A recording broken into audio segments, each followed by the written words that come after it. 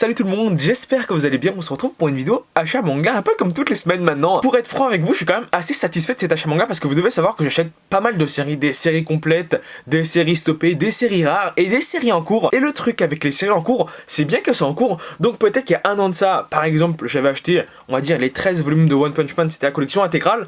Sauf qu'aujourd'hui, il y en a 17.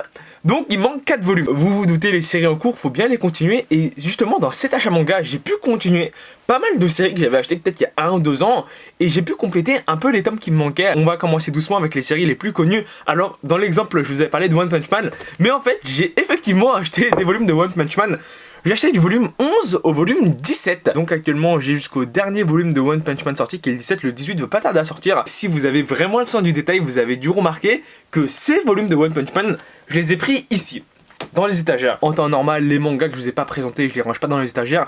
Mais je me suis dit, bah One Punch Man, j'ai quand même acheté 6 tomes et il y avait un espace creux, donc je les ai quand même mis dans les étagères. Je pense que vous connaissez tous, mais je vous montre rapidement les jaquettes. Les couvertures pour moi sont pas exceptionnelles en soi, mais en vrai, elles sont quand même très belles. Sinon, par rapport au manga, pour vous dire, c'est actuellement l'un de mes shonen préférés qui sort actuellement au-dessus de My Hero Academia avec Black Clover. Bon, certes, le scénario, c'est pas un truc incroyable non plus, mais ça reste original, le dessin est excellent et la mise en scène est vraiment superbe. Rien que voir ce chara design et ce niveau de détail, c'est quand même assez satisfaisant. Ensuite, deuxième manga qui est beaucoup plus connu que One Punch Man et beaucoup plus culte aussi, ce n'est autre que Dragon Ball, l'édition grand format. Vous devez vous souvenir qu'il y a 1 ou 2 mois de ça, j'avais acheté les 24 premiers volumes de Dragon Ball dans ce format là qui est le plus grand format actuellement de Dragon Ball sorti. Certes c'est le plus grand format mais c'est pas le meilleur format parce que le meilleur format c'est celui-ci, mais je trouve que ce format c'est charme aussi, donc je décide de garder les deux formats. Alors est-ce que ça prend beaucoup de place? Oui, mais après je me dis les grands formats c'est quand même assez dur à trouver d'occasion. Là j'ai acheté les volumes 25 à 28, soit 4 volumes en tout. Je vous montre rapidement les couvertures, mais ces formats là n'ont pas de jaquette. En plus c'est étonnant parce que quand on compare le dessin de Dragon Ball et Dragon Ball Super,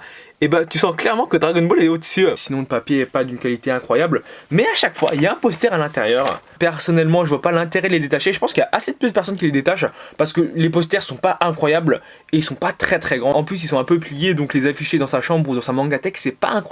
Pour ceux qui veulent savoir, le 28e tome que j'ai acheté conclut la fin de l'arc Cell, donc t'as Gohan qui tue Cell, la fameuse scène qui a marqué les esprits, le Kamehameha père-fils. Avec ça il me restera plus qu'à acheter du volume 29 au 34 qui fait du coup tout l'arc bout. Comme vous pouvez le voir, j'essaie de me tenir à jour sur les séries. Le 17e de One Punch Man c'est le dernier, je crois au Japon ils en sont sans doute au 21e ou au 22e. Dragon Ball le grand format, le 28e c'est le dernier actuellement sorti. Et on continue avec le 36e et dernier volume actuellement sorti du manga Hunter x Hunter. Et celui-là je l'ai acheté 9 généralement aux éditions Kana, c'est pas cher, c'est 6,85 €. Donc voilà, je vous laisse voir rapidement la couverture. Par rapport à Hunter x Hunter, j'ai toujours un doute, est-ce que la série est en pause ou elle est en cours? Parce que je crois qu'elle est en cours, mais que les tomes ils sortent très doucement. Alors moi, j'ai regardé l'animé, j'ai regardé la saison de 2011 si je me trompe pas. On va pas rentrer en détail sur ce qu'est Hunter x Hunter. Vraiment, c'est un classique, tout le monde le connaît, je pense, dès qu'on s'y connaît un tout petit peu en manga, c'est vraiment un excellent manga. Sinon, pour savoir où j'en suis actuellement dans le manga Hunter x Hunter, alors, moi j'ai terminé l'animé, donc je suis un peu plus loin que l'animé par rapport au manga. Sauf que je suis sans doute moins loin que le manga qui sort actuellement. Donc concrètement, je sais actuellement dans quel arc on est, l'arc Direction Nouveau Monde. Par contre, je n'ai aucune idée du contenu du voyage. Je n'ai strictement aucune idée de ce qui se passe dans ce volume 36 de Hunter x Hunter. Alors moi j'avais dit l'arc de transition entre le Nouveau Monde et l'Ancien Monde n'est pas incroyable, mais en fait j'ai un peu relu et l'arc est vraiment bien. En plus j'entends souvent des remarques comme quoi Togashi dessine moins bien, alors je crois qu'il a un problème à la main, mais en soi j'ai lu Hunter x Hunter, le 36e je l'ai un peu feuilleté, et c'est pas trop mauvais non plus. Certes c'est pas incroyable, mais je pense pas que Hunter x Hunter c'est un manga qui ait besoin d'être très bien dessiné pour le savourer. Je vous montre, c'est vrai que ça reste pas incroyable sur les décors, là c'est très superficiel, ici c'est que du blanc, et là aussi il y a que du blanc, mais en soi, en vrai, ça va. On continue à compléter des collections avec le 25e volume du manga Betum. Alors du coup il manque plus que 2 derniers volumes, les double 26, le light et le dark, parce que moi je veux les deux fins. Je pense qu'il y a une fin qui va me décevoir et l'autre qui va me correspondre. Je trouve que c'est important d'avoir les deux, et même la plupart des personnes qui ont la collection intégrale ont les deux fins. Pour vous dire, ce tome-ci je l'ai acheté d'occasion sur Paris à 5 €. Je vous montre l'étiquette de prix, mais je crois qu'en neuf il coûte dans les eaux de 7 €. On poursuit avec un manga qui je pense vous ne connaissez pas tous, mais vous connaissez forcément le scénariste. J'ai acheté les volumes 14, 15, 17 et 18 du manga Medaka Box. Ça c'est une série que j'ai cherché à compléter depuis longtemps parce que j'avais regardé l'anime quand j'étais un peu plus jeune.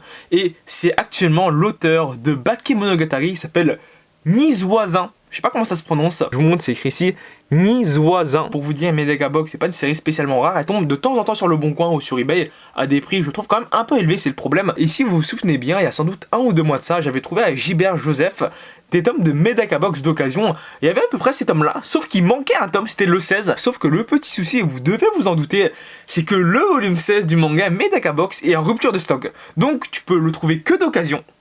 Et les gens qui les vendent sur internet les vendent assez cher. Et pour vous dire que la patience paye, j'ai attendu plus d'1 an avant d'acquérir ces volumes. Maintenant que je possède le volume le plus compliqué à trouver, ça va être beaucoup plus simple de compléter tout ça, même si c'est en neuf, c'est pas bien grave. Si vous voulez voir à quoi ressemble le dessin de Megabox, c'est vraiment pas exceptionnel non plus. On continue avec le volume 6 et 7, les 2 derniers volumes de la série, les 2 derniers volumes qui manquaient du manga Bestiarus par le même auteur que Rainbow. Je vous montre rapidement les couvertures. Et j'ai 2 petites choses à dire sur le manga Bestiarus. Déjà, moi je pensais que c'était par le même auteur que Rainbow, mais en fait c'est le même dessinateur, donc c'est pas le même scénariste. Forcément le manga perd un peu de sa saveur. En soi le manga Bestiarus, moi je le trouve bon personnellement, mais il manque un petit quelque chose qu'apportait le scénariste dans Rainbow, qui manque ici justement. C'est pour ça que ça fait que 7 tomes. Ça passe un peu vite je trouve. Et la deuxième petite chose que j'avais à dire par rapport au manga Bestiarus, c'est que les volumes 6 et 7 ici je les ai achetés en neuf. Sauf qu'un peu plus d'une semaine après mon achat, t'as les éditions Kazé qui annoncent un coffret intégral du manga. Et étant donné que le prix du livre est réglementé en France, le prix du coffret c'est le même prix que les 7 tomes. Moi je me sens pas trop concerné par ça, mais je me dis les gens qui voulaient avoir le coffret et qui ont acheté le manga à sa sortie, ils se font quand même un peu entuber. Je trouve ça assez bête de devoir racheter le manga juste pour avoir le coffret. Limite si t'as les 7 tomes, ils te donnent le coffret, mais bon ça on sait que c'est pas possible. Donc en tout cas, les tomes 6 et 7 qui viennent compléter ma série du manga Bestiarus. On continue. Alors ce manga là, honnêtement, je ne l'ai pas du tout lu, c'est le manga Dark Grimoire, le volume 4 qui vient compléter la série. Les raisons qui m'ont poussé à acheter ce volume 4 de Dark Grimoire, il y a tout d'abord le fait que ce soit une série récente, et ça joue un peu, le fait que c'est le dernier tome, donc voilà, le 4ème, le fait que je possède déjà les 3 premiers, et le fait que je l'ai payé que 3 €. Donc je me dis, il manque qu'un tome pour terminer la série. Si limite les 3 tomes me plaisent, je lis le 4ème. Et même dans le pire des cas, c'est que 3 € et je pourrais quasiment le revendre au même prix. Aussi avec un volume d'une série que je vous parle pas mal dans les vlogs, ce n'est autre que le 24ème volume du manga L'Attaque des Titans que je cherche depuis quasiment plus de 2 mois. C'est vraiment le seul tome qui manquait. Moi j'ai du 1 au 27, actuellement je crois qu'ils en sont au 28 au 29, mais à chaque fois dans les magasins d'occasion, je voyais le 25, je voyais le 23, jamais le 24 alors qu'il est pas rare, et j'ai enfin réussi à décoter le 24ème volume, le seul qui me manquait. Ici je l'ai pas payé spécialement cher, je l'ai payé à 4,50 €. On continue avec une énième série qui se complète, ce n'est autre que le manga Arachnid, avec le tome 14 et le tome 13 qui sont les 2 derniers qui me manquaient. Je vous laisse voir le prix où je les ai payés, 5,20 € et 5 €. C'est un peu comme le cas de Dark Grimoire, Arachnid, j'ai les 12 premiers volumes que j'avais pas payé spécialement cher à l'époque, j'ai dû les acheter 2,20 €, 2,50 € l'unité. Je crois de souvenir, mais ça remonte à assez longtemps. J'avais lu le premier volume en scan, j'avais bien aimé, j'ai pas trouvé ça incroyable, donc j'ai ensuite décidé d'acheter le manga et je me dis, ces 2 volumes, vraiment là c'est pas un manga qui est dur à trouver d'occasion, mais soit il y avait soit le volume 14, soit il y avait que le volume 13. Là pour vous dire, je les ai achetés dans 2 boutiques différentes. Je vous ai dit dans la vidéo, on allait compléter pas mal de collections. J'ai acheté le dernier volume qui me manquait du manga Kazane, le volume 13. Je sais très bien que la série Kazane est terminée en 14 volumes, mais je possède déjà le 14e volume sous blister que j'avais acheté sur Paris à 7 € l'unité. Donc t'as le manga plus le roman et le tout sous blister, et c'est ça qui donne le charme au truc. Ça par contre, contrairement à Arachnid et Dark Grimoire, c'est une série que je recherchais vraiment, et puisqu'il manquait que le tome 13, c'est comme l'Attaque des Titans, le tome 24, dès que je le vois d'occasion je le prends. Là j'attendais vraiment d'avoir la série intégrale avant de lire le manga, et étant donné que j'ai le tome 14 sous blister, quand je vais lire le tome 14, ça va me faire un peu mal au cœur de l'enlever du blister. Par contre faut se le dire que les jaquettes sont quand même très belles. Et pour pas spoiler le manga à ceux qui veulent le lire, je vous montre un extrait du tome 1. Donc déjà que dans le tome 1 c'était quand même assez bien dessiné, je pense qu'il s'est largement amélioré dans le tome 13. On continue tout ça avec le 22e volume, le dernier sorti du manga Prison School. Prison School, honnêtement, je l'achète parce que j'ai bien aimé le début, mais je pense que si je relis maintenant, je serais déçu un peu de la suite. J'ai honte de moi quand je dis ça, mais je l'achète parce qu'il y a vraiment pas mal de clichés à l'intérieur. En soi, le scénario du manga est pas mauvais. Au début, c'était très bon, mais tu sens que le manga tire beaucoup en longueur quand même. Je vous montre un exemple de scène quand même assez soft. Je trouve que même le Ishi suffit plus à rattraper le manga. Mais je continue à l'acheter parce que je l'ai commencé, donc au moins là je le termine. On poursuit avec le seul trou que j'avais dans le manga Fire Force. j'ai acheté le volume 9 du manga Fire Force. Alors oui, c'est pas le dernier, je sais que c'est pas le dernier, je crois que le dernier c'est le 12, mais moi j'ai du 1 au 10 sauf le 9.